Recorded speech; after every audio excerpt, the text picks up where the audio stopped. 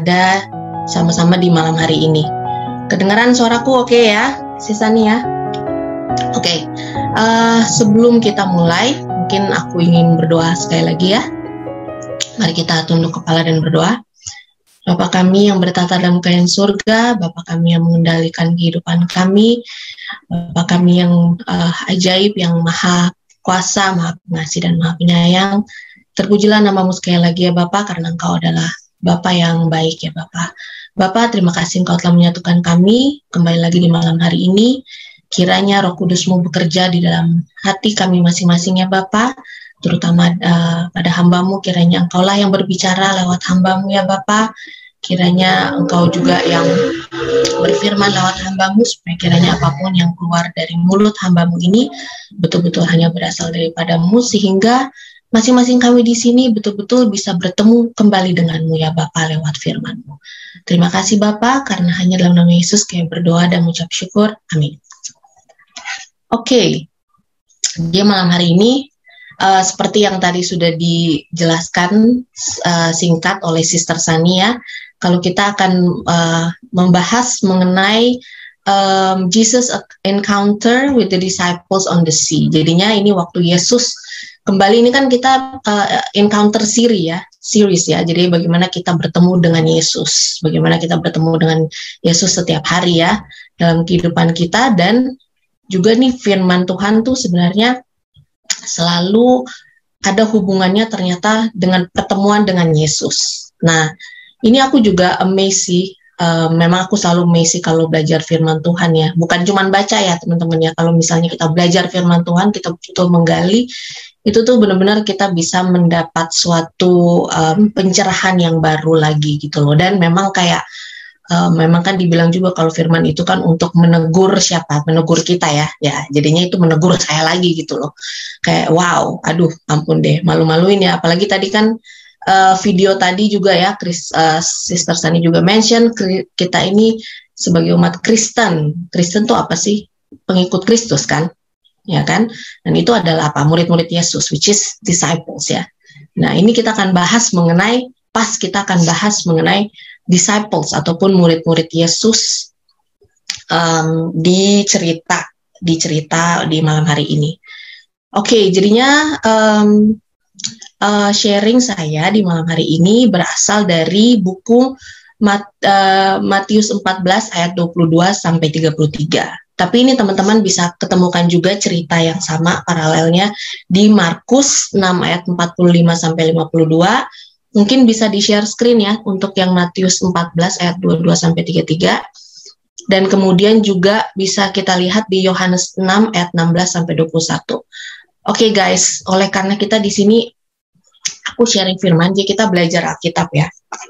So please prepare your Bible ataupun di handphone ataupun hardcover, karena kita akan belajar firman ayat per ayat supaya kita betul-betul mengerti maksud Tuhan ya, supaya kita tahu makna-makna dari setiap ayat. Oke, jadinya pertama ya, ini kita di Matius 14 ayat 22 sampai 33. Jadinya ini adalah cerita mengenai waktu Yesus berjalan di atas air ya. Dan kejadian ini terjadi sesudah seperti sharing yang minggu lalu mengenai 5 roti dan 2 ikan. Oke, kita lihat di ayat yang pertama ya. Matius 14 ayat 22, saya akan langsung bacakan saja. Sesudah itu, Yesus segera memerintahkan murid-muridnya naik ke perahu dan mendahuluinya ke seberang. Sementara itu ia menyuruh orang banyak pulang. Nah, ini waktu saya kalau cuman baca, sekedar baca aja, itu saya ya udah, saya skip aja ke verse yang berikut gitu loh, ke ayat yang berikut. Tapi ternyata kalau kita dalami lagi di ayat ini sendiri, ini kan Yesus memerintahkan murid-muridnya. Ternyata di sini ada makna yang lebih dalam lagi. Kenapa Yesus memerintahkan murid-muridnya? Kalau kita lihat di bahasa Inggrisnya, itu dibilangnya, and straight away Jesus constrained his disciples. Jadi kalau constrain itu bahasa Yunaninya adalah anangkatso. memerintahkan ataupun constraint, ini penggunaan kata yang sangat strong atau kuat ya. Itu tuh artinya to compel atau memaksa karena ada suatu kejadian krisis yang sedang terjadi. Nah, menurut teman-teman ada kejadian krisis apa yang sedang terjadi di sini? Kan baru, kok krisis sih, kan baru ada terjadi mujizat ya. 5 roti dan 2 ikan itu kan yang bisa memberi makan 5.000 orang, dan sebenarnya lebih ya dari 5.000 orang. Ini ada kejadian apa sebenarnya? Oke. Jadinya sedangkan ya kejadian waktu yang mujizat 5 roti dan 2 ikan itu tuh bedanya dengan mujizat Tuhan. Tuhan itu kan sudah sering dia melakukan mujizat ya teman-teman ya. Jadinya sebenarnya bukanlah suatu hal yang aneh di mata orang-orang ataupun terutama di mata murid-murid Yesus.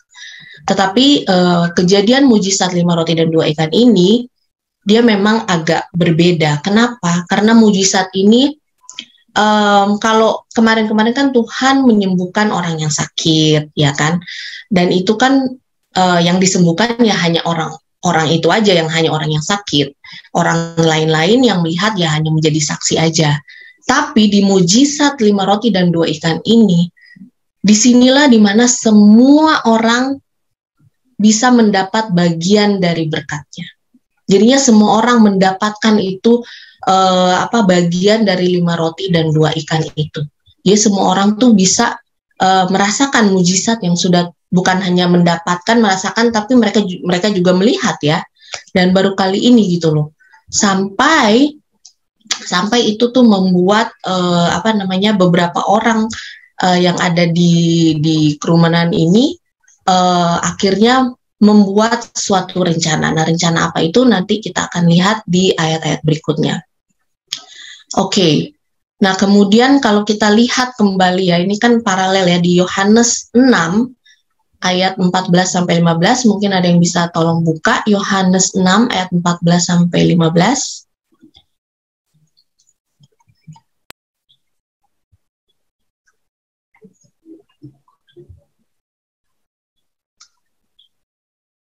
Oke, saya akan bacakan ya, Yohanes 6 ayat 14 sampai 15.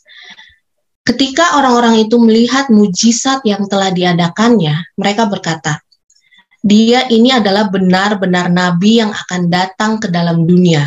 Karena Yesus tahu bahwa mereka hendak datang dan hendak membawa dia dengan paksa untuk menjadikan dia raja. Ia menyingkir pula ke gunung seorang diri. Jadinya ternyata di sini ada suatu krisis yang akan terjadi kalau Yesus nggak langsung memerintahkan murid-muridnya untuk naik ke perahu lalu membubarkan lah ya orang-orang banyak itu. Karena apa? Karena ternyata mereka tuh mau membuat Yesus menjadi raja. Berdasarkan apa? Berdasarkan mujizat yang baru terjadi. Itu loh. Jadi ini memang betul-betul mujizat yang sangat dahsyat ya, yang belum pernah dirasakan sebelumnya gitu. Sampai akhirnya mereka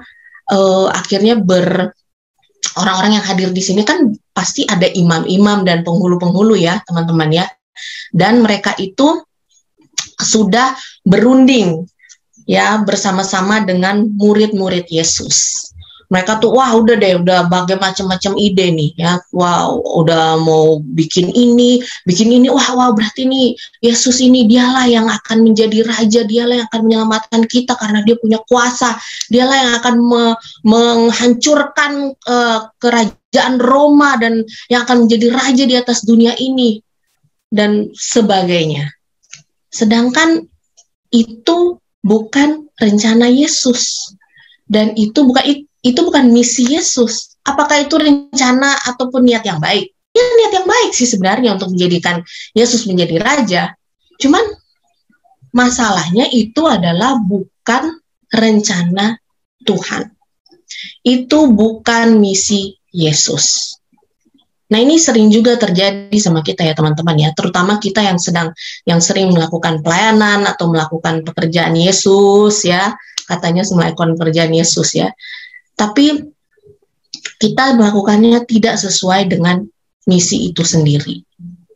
Misalnya kita bilang, oh Tuhan, Saya mau menjadikan si ini Kristen. Saya mau menjadikan si itu Kristen. Wah, kita udah jadi Roh Kudus, bisa jadikan orang Kristen. Lalu saya mau jadikan satu kampung ini Kristen.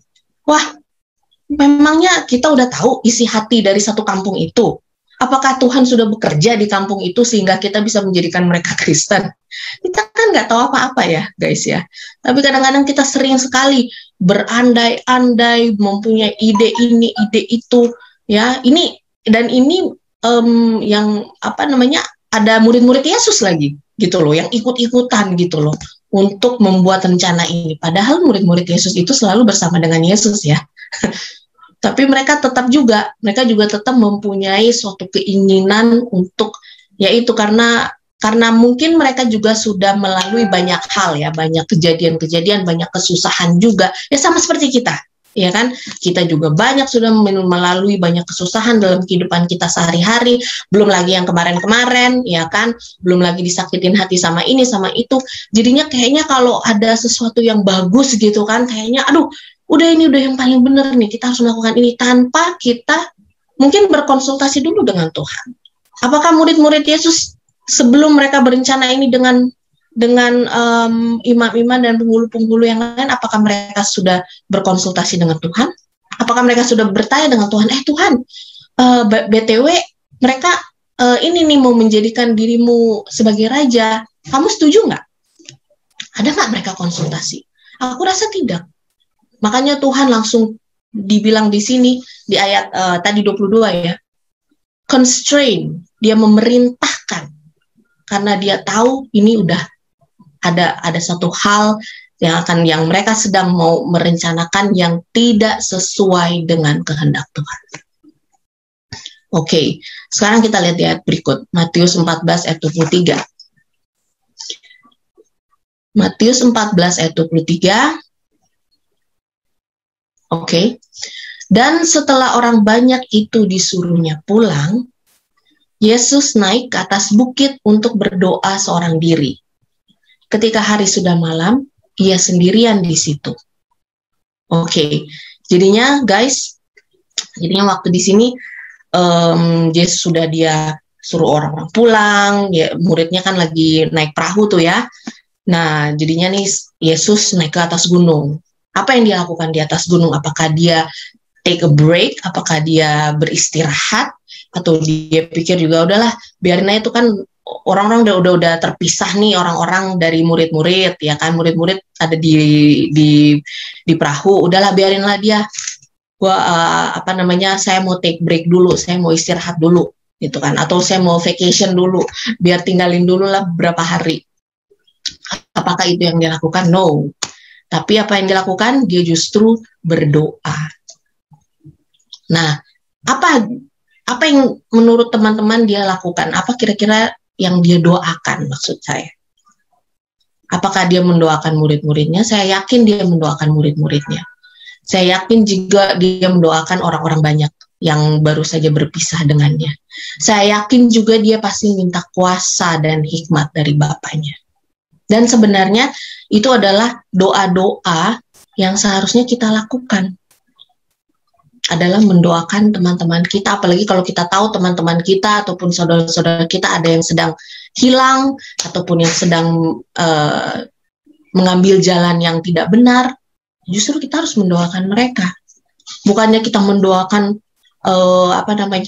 diri kita untuk menjadi raja, ataupun tambah kaya, atau apapun, tapi kita harus betul-betul berdoa, di mana yang kita harus minta kuasa dan hikmat. Dan yang pastinya kita harus mendoakan orang-orang yang ada di sekitar kita, terutama orang-orang yang kita tahu yang sedang mengalami kesusahan ya. Kesusahan itu bukan secara finansial aja, tetapi bisa juga kesusahan secara spiritual. Seperti yang sedang dialami oleh murid-muridnya saat ini. Oke. Nah, kita lihat di ayat berikutnya, Matius 14 ayat 24. Perahu murid-muridnya sudah beberapa mil jauhnya dari pantai dan diombang-ambingkan gelombang karena angin sakal. Jadinya ternyata mereka bukan hanya dipisahkan naik perahu pergi begitu aja, tapi ternyata mereka harus melalui ini lagi ya, storm ataupun gelombang ya, gelombang laut lagi ya guys ya, dan mereka diombang-ambingkan gelombang kan di sini dibilangnya ya. Jadi para murid-murid Yesus ini mereka harus mengalami pencobaan yang sudah mereka pernah alami sebelumnya juga sebenarnya ya. Mereka juga kan pernah mengalami storm sebelumnya di mana sampai mereka bertanya, oh Tuhan, apakah Engkau peduli kepada kami? Apakah Engkau begini, begitu? Ya kan nggak mungkin ya sebenarnya kalau Tuhan nggak peduli sama kita ya. Kita yang mungkin nggak peduli sama Tuhan. Tapi kalau Tuhan nggak mungkin peduli sama kita. Dan kadang kita suka menanyakan hal-hal yang tidak yang tidak pantas sebenarnya. Tapi itulah manusia. Nah, marilah kita belajar dari sini. Kalau kita itu memang benar-benar seringkali memang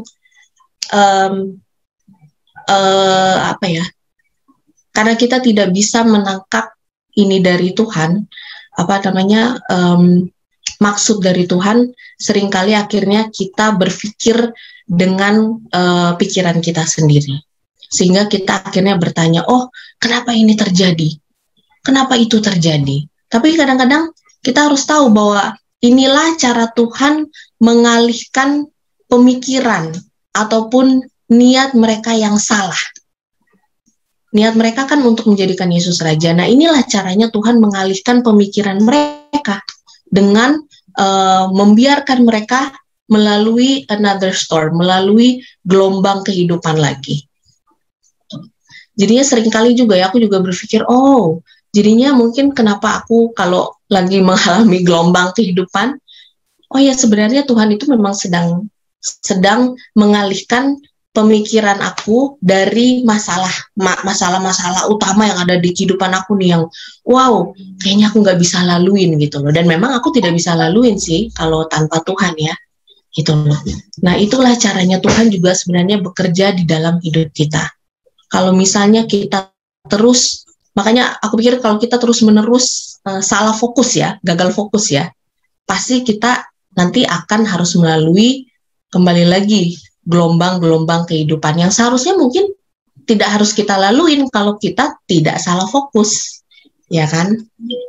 Nah, jadinya memang ini adalah suatu proses untuk Tuhan juga memperbaiki semua ya karakter. Jadi saya juga berpikir kenapa ya saya dan anak saya jauh satu sama lain ya, karena dia sedang terus memperbaiki karakter saya dan karakter anak saya. Kenapa ya Tuhan, ayah saya diangkat sebelum saya sempat bertemu dengannya kembali. Ya, karena dia sedang sedang mau menyatukan saya dengan adik-adik saya. Kenapa ya Tuhan di tengah-tengah pandemik ini omset tim saya kok makin menurun, padahal saya lagi perlu, justru saya lagi butuh uang, saya butuh berkat, saya butuh ini, butuh itu. Lah, kenapa? Karena Tuhan sedang mempersiapkan peluang yang ternyata jauh lebih baik lagi untuk saya. Kenapa Tuhan tidak mau menjadi raja? Karena itu bukan misinya. Dia bukan raja di dunia ini, dia adalah raja di atas segala raja. Dan misi dia adalah untuk menebus dosa-dosa kita. Itu adalah misi dia. Jadinya kita harus lebih percaya lagi sama Tuhan, lebih berdamai lagi sama Tuhan. Oke, kalau kita lihat di Markus 6 ayat 47, mungkin bisa tolong teman-teman buka aja di Alkitabnya masing-masing, Markus 6 ayat 47 sampai 48. Ini paralelnya ya teman-teman ya. Ayat paralelnya. Ketika hari sudah malam, perahu itu sudah di tengah danau. Sedang Yesus tinggal sendirian di darat. Ketika ia melihat betapa payahnya mereka mendayung karena angin sakal, maka kira-kira jam 3 malam ia datang kepada mereka berjalan di atas air dan ia hendak melewati mereka. Oke, jadinya seperti yang teman-teman ketahui, kalau posisi Yesus ini tidak ada dalam perahu ya. Jadinya yang ada dalam perahu adalah murid-muridnya. Posisi Yesus adalah dia itu di darat ya, dan dia bisa melihat apa yang sedang terjadi kepada murid-muridnya. Kan Yesus kan dia sudah membuarkan orang-orang dan dia melihat apa yang sedang terjadi kepada murid-muridnya, jadi dia melihat perjuangan mereka, dia melihat wow, murid-muridnya itu sedang melalui another storm, sedang melalui angin badai, gelombang ya, itu dia lihat semua itu. Ya sama seperti kita juga ya, kalau kita itu sedang di dalam istilahnya perahu, lalu kita sedang di dalam pencobaan yang dahsyat ya mungkin di dalam pemikiran kita ya. Itu jangan salah, Tuhan itu dia sedang melihat kita semua, sedang melihat semua kejadian itu. Dia tidak jauh dari kita. Yesus itu tidak pernah dia itu tidak pernah berlibur. Dia itu justru mendoakan kita. Sama seperti saya yakin, waktu dia di dunia ini, dia mendoakan kita, pasti dia juga selalu sedang mendoakan kita, berbicara dengan Bapaknya di surga untuk our behalf, untuk mewakili kita. Karena Yesus itu tahu kalau kita itu memang tidak ada kuasa, dan kita itu cepat sekali jatuh ke dalam cobaan. Kita tuh cepat sekali kecewa, kita tuh cepat sekali takut, sama seperti murid-muridnya ini ya. Jadinya walaupun sebenarnya di ayat ini juga aku juga dapat ya, jadinya walaupun kita ini sebenarnya suatu comfort atau kenyamanan buat kita, kalau kita tahu walaupun kita sedang dalam pergumulan yang berat dalam kehidupan kita, kalau Yesus itu selalu watching us. Dia selalu tetap melihat kita, dan dia selalu juga mengerti akan pergumulan kita. Tapi kenapa kita selalu khawatir, kenapa kita selalu panik, kenapa kita juga masih suka bertanya sama Tuhan, kenapa saya Tuhan, kenapa ini terjadi kepada kita? Ya mungkin karena kita juga masih sama ya teman-teman ya. Posisi kita ataupun iman kita ini masih sama seperti dengan murid-murid Yesus yang ada di dalam perahu ini. Nah oke, kalau kita lihat kembali di Matius 14 ayat 25, kira-kira jam 3 malam datanglah Yesus kepada mereka berjalan di atas air. Matius 14 ayat 25. Kira-kira jam 3 malam datanglah Yesus kepada mereka berjalan di atas air. Jadinya akhirnya Yesus datang kepada mereka. Dia datangnya bukan ini lagi ya, maksudnya bukan dengan cara yang biasa ya istilahnya ya, tapi dia datang dengan cara berjalan di atas air. Jadinya kayaknya grand entrance gitu ya teman-teman ya.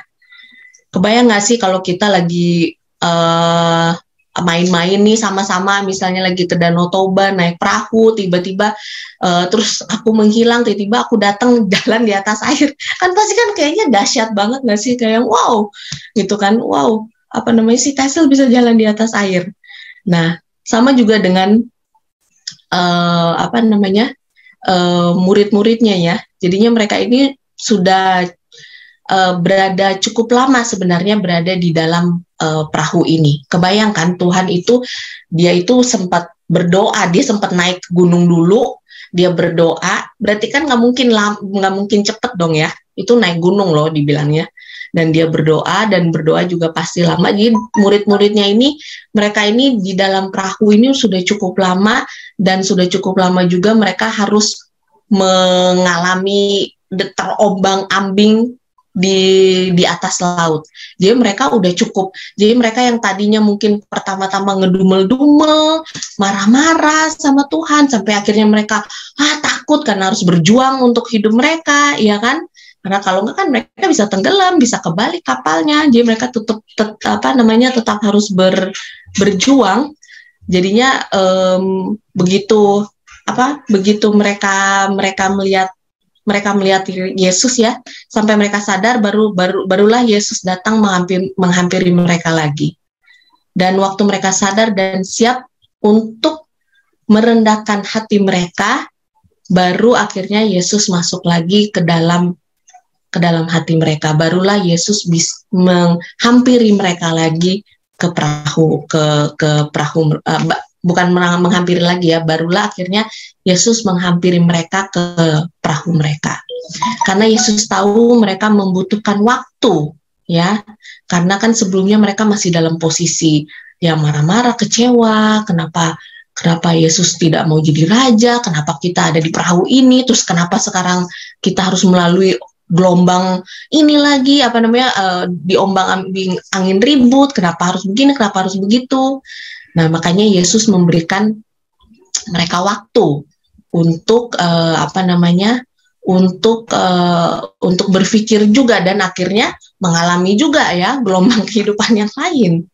Jadi ingat ya teman-teman, selama kita masih ngedumel-dumel, kita masih marah-marah, atau kita masih bergosip-gosip, itu Yesus, dia melihat kita, tapi dia tidak ada bersama dengan kita di dalam perahu kita. Ya, dan kehidupan kita itu akan terus terombang-ambing, galau nonstop itu, kita itu nggak akan berhenti, gitu loh. Dan kita lah yang harus bisa coba untuk mengendalikan diri kita dan merendahkan hati kita, baru dia atau Yesus yang akan mendekati kita lagi. Sampai itu belum terjadi, Yesus nggak akan menghampiri kita. Oke, sekarang kita lihat di ayat selanjutnya. Which is di Matius 14 ayat 26 sampai 29. Matius 14 ayat 26 sampai 29 saya akan bacakan. Ketika murid-muridnya melihat dia berjalan di atas air, mereka terkejut dan berseru, "Ah, itu hantu!" Lalu berteriak-teriak karena takut. Tetapi segera Yesus berkata kepada mereka, "Tenanglah, aku ini, jangan takut." Lalu Petrus berseru dan menjawab dia, "Tuhan, apabila engkau itu, suruhlah aku datang kepadamu berjalan di atas air." Kata Yesus, "Datanglah." Maka Petrus turun dari perahu dan berjalan di atas air mendapatkan Yesus. Nah, karena mereka melalui banyak cobaan dan marah-marah, sehingga hati mereka ini kan tidak tenang ya. Kalau kita marah-marah, ngedumel-dumel, kan hati kita pasti nggak tenang dong, ya kan? Pasti kan hati kita malahan makin galau ya. Jadinya sampai akhirnya waktu Yesus datang dekat sama kita juga bisa jadi kita nggak mengenal Yesus. Sama seperti murid-murid ini, malahan murid-murid ini bilang, dia hantu lagi. Gitu loh, kok bisa? Nah, itu karena apa? Karena hati kita pada saat itu, keadaan kita pada saat itu tidak tenang. Hati kita itu sedang tidak tenang. Dan Petrus, dia juga nih salah satu murid Yesus yang cukup berani dan cukup vokal ya guys ya. Jadinya dia juga tanpa berpikir panjang lebar ya, dia hanya mau, yaudah yuk, lihat Yesus jalan di atas air. Udah tenang sih, mungkin dia juga udah nggak marah-marah ya, makanya dia juga yang udah oke, dia lihat Yesus di jalan berjalan di atas air, dia juga mau jalan di atas air mengikut Yesus. Kita juga seperti itu ya, suka mau ikut-ikutan ya. Padahal baru aja kita berdosa. Baru aja kita marah-marah sama Tuhan. Terus habis itu kita udah mau ikut Yesus. Sebenarnya kita mau ikut Yesus, that's good, that's fine. Tapi kita harus lihat dulu keadaan dan kondisi hati kita sebelum kita mau melakukan sesuatu, sebelum kita mau melangkah. Itu kita harus pastikan dulu kalau kita itu sudah berdamai dengan Tuhan. Apakah kita sudah berdamai dengan Tuhan? Apakah kita sudah berdamai dengan diri kita sendiri? Apakah kita sudah berdamai dengan orang-orang yang menyebalkan kita? Udah belum? Kalau belum, jangan coba-coba mau berjalan di atas air sama seperti Yesus. Pasti tenggelam sama seperti Petrus. Benar nggak teman-teman? Karena apa? Karena kita nggak kuat iman kita. Karena kita nggak damai. Kalau iman kita kuat, nggak mungkin kita nggak damai. Sumber damai kita dari mana? Dari Yesus kan? Jadi kalau kita sedang dekat dengan Yesus, pasti kita damai. Oke, sekarang kita lihat di ayat berikutnya, Matius 14 ayat 30 sampai 31. Tetapi ketika dirasanya tiupan angin, takutlah ia dan mulai tenggelam, lalu berteriak, "Tuhan, tolonglah aku." Segera Yesus mengulurkan tangannya memegang dia dan berkata, "Hai orang yang kurang percaya, mengapa engkau bimbang?" Karena dia nggak ada damai dalam kehidupannya, dia juga kurang percaya. Tantangan bagi Petrus, ataupun bagi kita ya teman-teman, sebenarnya bukan permasalahan kehidupan kita. Bukan betapa besarnya permasalahan kehidupan kita, atau besarnya cobaan dalam kehidupan kita. Bukan karena itu. Bukan juga dengan Tuhan kita, kenapa dia membiarkan kita melalui ini semua. Bukan juga karena kondisi ataupun keadaan di sekitar kita. Tapi seperti Ayub ya, kalau kita lihat Ayub, dia itu kehilangan anak-anaknya, harga dirinya, kehilangan kesehatannya, ya, sampai istrinya sendiri menyuruh dia untuk curse atau kutuk Tuhan. Tapi apa yang dilakukan Ayub? Ya memang dia sempat ada fluktuatif juga, tapi dia at the end dia tetap memilih untuk bersama dengan Tuhan. Jadi kita semua bisa lihat di sini bukannya seberapa besarnya masalah kita. Ayub itu masalahnya cukup besar sih, kalau kejadian aku dia. Nah itu kembali lagi, iman aku ini bagaimana? Bukan besarnya masalah atau cobaan kita, tapi besarnya iman kita ini. Itu masalahnya. Iman kita terhadap Yesus itu sebesar apa sih sebenarnya? Matius 17 ayat 20. Ia berkata kepada mereka, "Karena kamu kurang percaya. Sebab aku berkata kepadamu, sesungguhnya sekiranya kamu mempunyai iman hanya sebesar biji sesawi saja, kamu dapat berkata kepada gunung ini, pindah dari tempat ini ke sana, maka gunung ini akan pindah dan takkan ada yang mustahil bagimu." Ini dia permasalahannya teman-teman. Iman kita sebesar biji sesawi aja nggak nyampe berarti.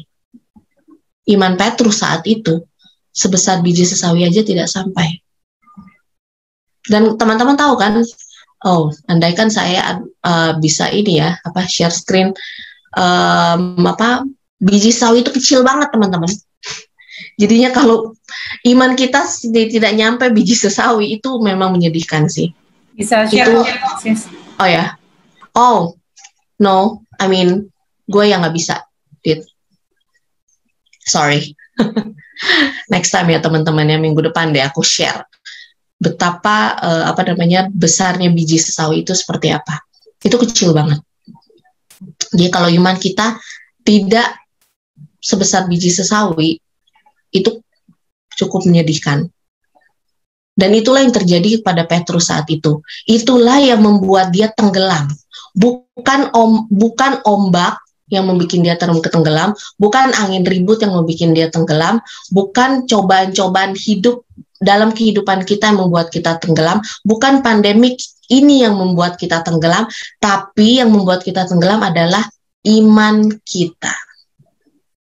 Berarti iman kita tidak sampai sebesar biji sesawi. 1 Korintus 10 ayat 13. Kalau teman-teman mau buka Alkitabnya di 1 Korintus 10 ayat 13, pencobaan-pencobaan yang kamu alami ialah pencobaan-pencobaan biasa, yang tidak melebihi kekuatan manusia. Sebab Allah setia dan karena itu Ia tidak akan membiarkan kamu dicobai melampaui kekuatanmu. Pada waktu kamu dicobai, Ia akan memberikan kepadamu jalan keluar sehingga kamu dapat menanggungnya. Lalu kenapa dong? Ini ayat ini sebenarnya, ini ayat yang menguatkan ya. Tapi mungkin kalau teman-teman pikir, lalu kenapa dong masih ada yang hilang waktu cobaan datang? Waktu pandemik datang, kenapa masih banyak yang meninggalkan Tuhan? Kenapa masih banyak di sana yang bunuh diri akhirnya? Kenapa teman-teman? Coba kembali lagi kita lihat bagaimana hubungan kita sama Tuhan. Apakah kita terlalu santai? Terlalu santai dalam hal berdoa? Apakah kita terlalu santai dalam belajar firman Tuhan? Apakah kita menganggap enteng kasih karunia yang sudah Tuhan berikan kepada kita? Ini kita nih kasih karunia Tuhan. Kita bisa bernafas, ini hanya kasih karunia Tuhan, bukan karena kekuatan kita. Ini lagi zaman corona, begitu banyak orang-orang yang meninggal, begitu banyak orang-orang yang kehilangan keluarganya. Ini semua kita hanya karena kasih karunia Tuhan. Apakah kita menganggap enteng kasih karunia Tuhan terhadap kita? Apakah kita sudah sungguh-sungguh berdoa dengan niat atau motif yang baik, yang sesuai kehendak Tuhan, atau sesuai kehendak kita? Motif baik nggak cukup ya teman-teman. Apakah kita sudah sungguh-sungguh mencari Dia lewat firman-Nya? Apakah kita sadar kita tidak sanggup berbuat apa-apa tanpa Tuhan? Filipi 4 ayat 13. Ini ayat bagus. Bahasa Indonesianya, segala perkara dapat kutanggung di dalam Dia yang memberi kekuatan padaku. Tapi bahasa Inggrisnya itu lebih on point. I can do all things to Christ which strengthen me. Jadinya kita bisa melakukan apapun lewat Tuhan yang memberikan kekuatan ya kepada kita.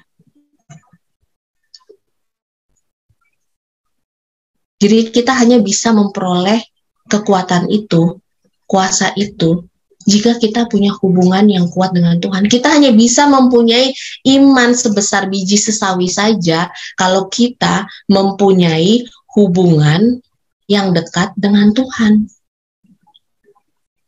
Oke, kita lihat di ayat berikutnya. Matius 14 ayat 32 sampai 33.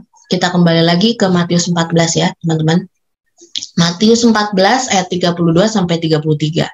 Lalu mereka naik ke perahu dan angin pun redalah. Dan orang-orang yang ada di perahu menyembah Dia. Katanya, sesungguhnya Engkau Anak Allah.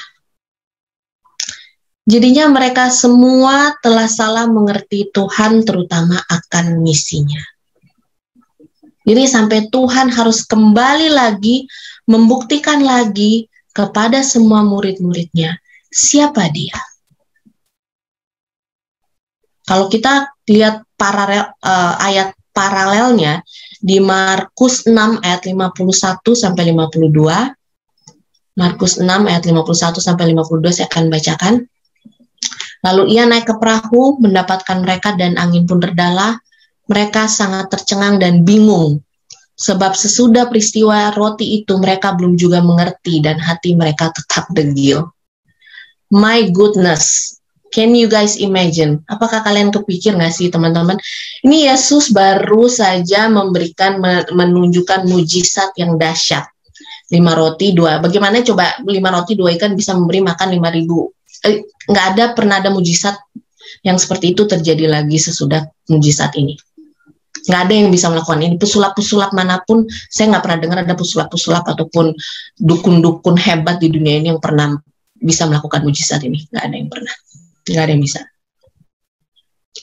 Jadinya ya, kayak ini kalian bisa membayangkan nggak sih, sesudah mujizat itu, Tuhan masih harus melakukan mujizat lagi, berjalan di atas air, untuk membuktikan lagi kepada semua murid-muridnya siapa Dia sebenarnya. Betapa sabarnya ya Tuhan sama murid-muridnya. Betapa sabar ya Tuhan sama kita. Tapi apakah itu yang harus Tuhan lakukan selalu dalam kehidupan kita, teman-teman? Apakah Tuhan harus terus menunjukkan mujizat after mujizat dan mujizat dan mujizat? Apakah itu akan membuat kita bertobat? Karena kalau menurut cerita Alkitab, enggak. Bukan mujizat yang membuat, bukan mujizat-mujizat yang seperti ini yang membuat kita bertobat. Mujizat yang sebenarnya adalah perubahan dalam hati kita. Perubahan karakter kita. Nah, itu bisa kita peroleh bagaimana caranya? Ya kembali lagi hubungan kita, kembali lagi kita lihat hubungan kita dengan Tuhan bagaimana. Tuhan itu udah terlalu sabar. Gak ada itu dia marah-marah. Di kejadian ini, di ayat ini kan dari kalau kita lihat semua paralelnya itu gak ada Tuhan marah-marah. Dia justru selalu sabar. Dia tunjukkan kembali lagi mujizatnya. Tetapi kenapa kita masih kecewa ya?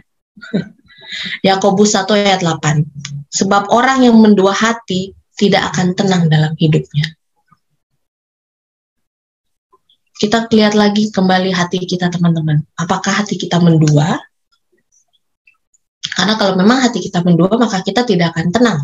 Hidupnya sama seperti murid-murid Yesus di dalam perahu. Mereka sedang tidak tenang. Makanya mereka waktu melihat Yesus datang, mereka takut. Makanya Petrus waktu jalan di atas air, dia tenggelam. Nggak tenang. Karena lagi nggak tenang, lagi marah-marah sama Yesus. Udah punya ide-ide sendiri. Kalau kita betul-betul berjalan sama seperti Yesus,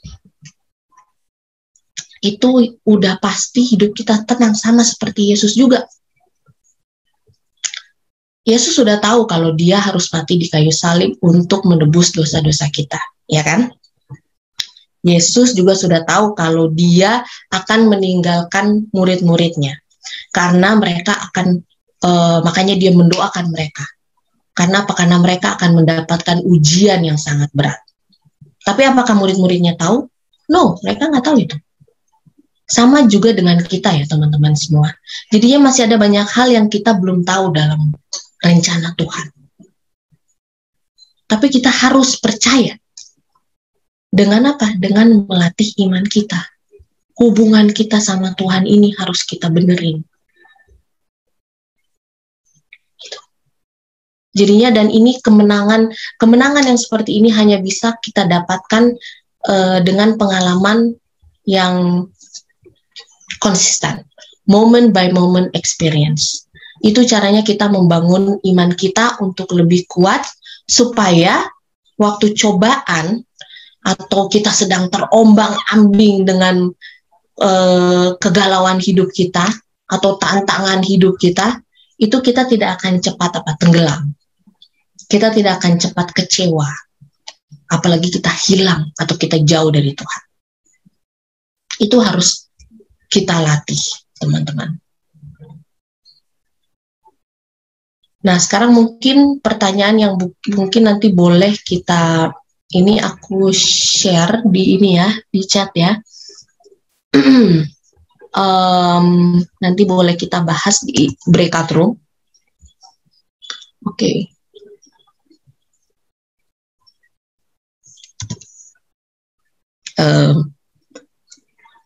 Wait. Kok dia jadi berantakan ya tapi ya?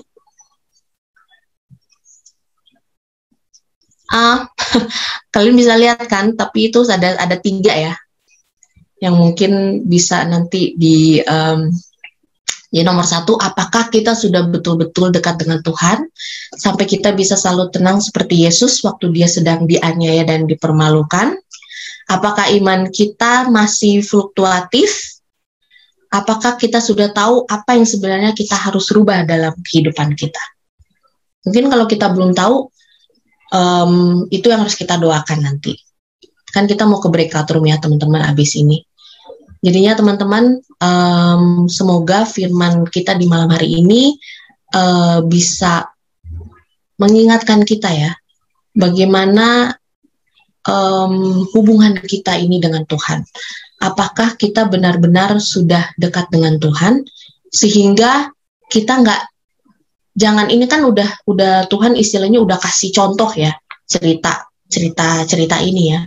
Jadi jangan sampai kita ini masih memakai pemikiran kita sendiri, dan jangan sampai kita juga masih tenggelam waktu kita sedang itu kan istilahnya Yesus sudah mengajak, waktu Yesus bilang come atau datanglah kepada Petrus, kan nggak mungkin kalau tuh Yesus bilang datang lalu Yesus akan membiarkan Petrus tenggelam, itu kan nggak mungkin ya guys. Tapi kok ya, Petrus tetap aja tenggelam. Jadinya itu mungkin bisa jadi pelajaran buat kita ya, reflection buat kita. Kalau Tuhan sudah meminta kita untuk datang kepada Dia, itu artinya Tuhan sudah tahu kalau Dia bisa menopang kita. Apapun yang terjadi, apapun gelombang kehidupan, kegalauan kehidupan yang sedang kita lalui, itu pasti bisa kita lalui kalau kita bersama-sama dengan Yesus. Jadinya merupakan pengharapan dan doa dari saya untuk malam hari ini adalah supaya kita semua tetap kuat dan tetap fokus kepada Tuhan, walaupun pandemik ini masih tetap berjalan, walaupun kesusahan masih tetap harus kita hadapin, ya. Dan kita bisa overcome apapun tantangan, halangan yang ada di depan kita, itu pasti kita bisa overcome kalau kita fokus pada Tuhan. Nah, itu merupakan doa dan harapan saya. Terima kasih teman-teman.